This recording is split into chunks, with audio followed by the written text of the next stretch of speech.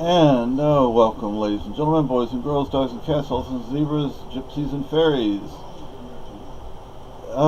So today's episode is about trail food or trekking food. Sorry, I mean, you don't know what time it is, but it's definitely not time to be getting up. And we woke up, well, she was awake before I was, but I don't think either one of us has been awake all that long. So, you see the Aunt Jemima cornmeal back there. Right there. But that's not in this. So the first thing I'm going to talk about will be Ship's Biscuits, later known as hardtack. Now, this is still nice and warm because they're still baking. They're on their second bake. I don't know. That's the top. That's the bottom. Not like it really matters because it'll get broken up. But this is a Ship's Biscuit. Let me see if I turn that off. If that's, yeah, there you go. That's better. And that's a Ship's Biscuit. I will. You know what? I'm going to have to provide you. I'm going to tell you where I got the recipe, and then I will try and remember to provide you a link. If you watch older videos, like I watched an older video yesterday, and the person said, well, the link was up there, or the link is over on the side. Well, they're not there anymore. Now the links are down there. So you have to look below the video, not above or to the side, to see the link. But if I forget the link, please mention it in the comment section, and I will remember to put it up there.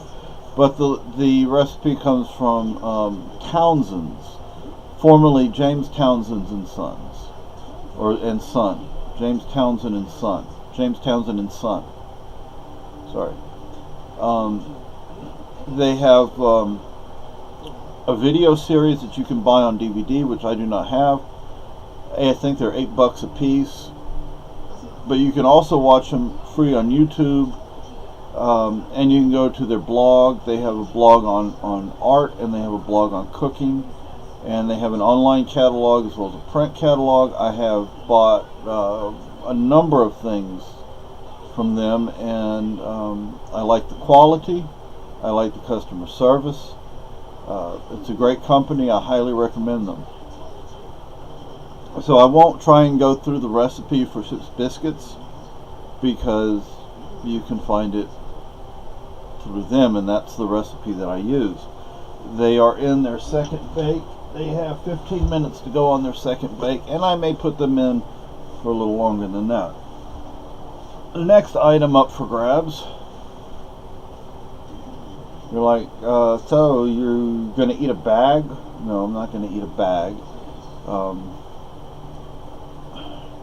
Actually, you know what I should have done? And if I knew how to edit these videos, I would edit this part out.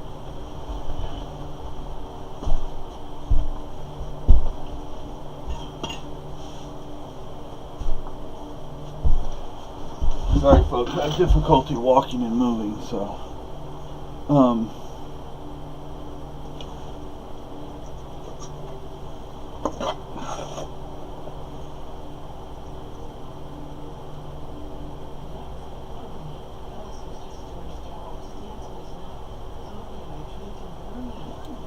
okay, basically, that's what's in this bag, okay? What is in here is in this bag. And basically, it is, I believe, 3 cups, that's not a cup, that's a coffee measure. I don't drink coffee, but the wife does.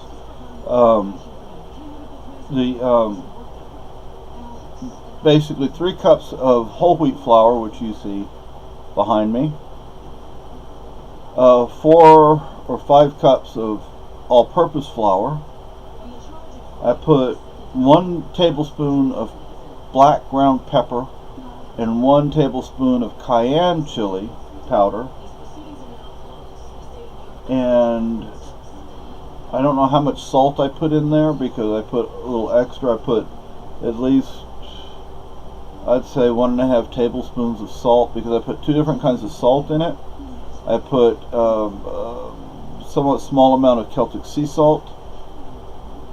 We got it free, but still, that's a good salt, and I don't want to let it go to waste, so I don't use it very often. Just a little package. And then I put a tablespoon of what you see in that green.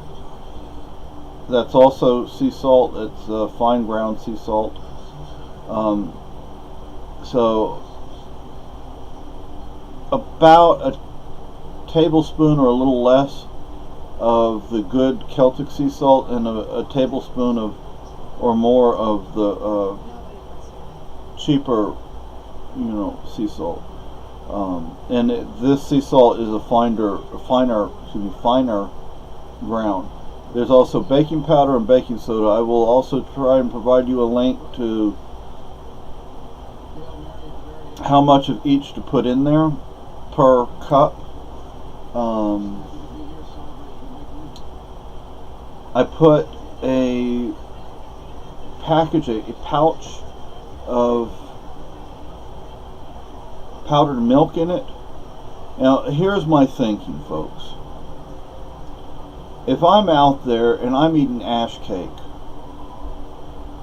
I'm going to want some nutrition involved. I don't just want to eat a mixture of flour and water. I want there to be some nutrition. I want there to be some flavor. So I added those extra things. Those are not necessarily historically accurate, but I added them anyway, because again, nutrition is important. I could have put some of that cornmeal. I don't know if we have. Oh yeah, we have powdered potatoes. I could put some of that in. That might also be good, but I'm not going to. This is full enough. This will be tied at the top, and I'll spin it around. I will tie it and then tie it over like that.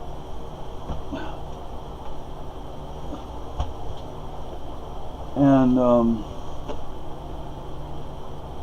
I thought I had a third recipe to share with you. I'm gonna make ghee, Ghee, ghee, but not right now, because what butter we have at the moment, we need that to actually use for eating. I mean, eating here at home. So the ghee will be used for the trail, because it won't go bad. It's also called backpacking butter. You used to be able to buy it from Camp Moore. I think it's campmore.com, although I'm not sure. But I used to buy little packets, like mustard or ketchup packets, that had, they call it backpacker's butter. And I used to use it when I backpacked and stuff. Well, all it is ghee. Ghee. It's from India. And all you really do, you just do a search on here on YouTube, and you can find plenty of recipes for it. I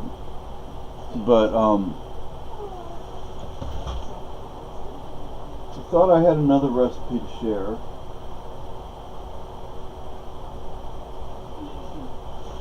And right now, that's all I can think of. Okay. So ship's biscuits and the ash cakes, and well, hopefully that will be of some interest to people, and some people will hopefully make these things. And I would like to hear your ideas, your suggestions, your comments, because we can all help each other out here, and we can help improve what we all do. We all learn. We keep learning. That's part of life. It's just, life is, well, we constantly learn in life. So And just to reiterate, when it comes to these ship's biscuits, you don't crunch down on them. You'll break your teeth. And it's still nice and hot. But what you would do is you take the paw of your hawk. And for those who don't know what a paw is, it's this flat side right here. You would put it into a bag. This is linen. This is not cheap either. I made my hunting shirt out of it, and this is extra. You would take like a bag like this, or any bag. Of course, you're going to eventually ruin the bag, so you might not want to use the more expensive fabric. You put one or more of these in there, and you chop it up. You could always use the side. And then, like, say you're making, no, I wanted to show pocket soup, but I've already shown pocket soup, aka traveler soup. I've shown that in other videos. I forgot to get it out for this one because I just remembered what it was that I wanted to talk, the third ingredient was, or the third food was, or whatever. Take the pocket soup, put some in the water, boil it up, take some root vegetables, whatever, and you know, the pocket soup acts like broth, or oh, what do you call that?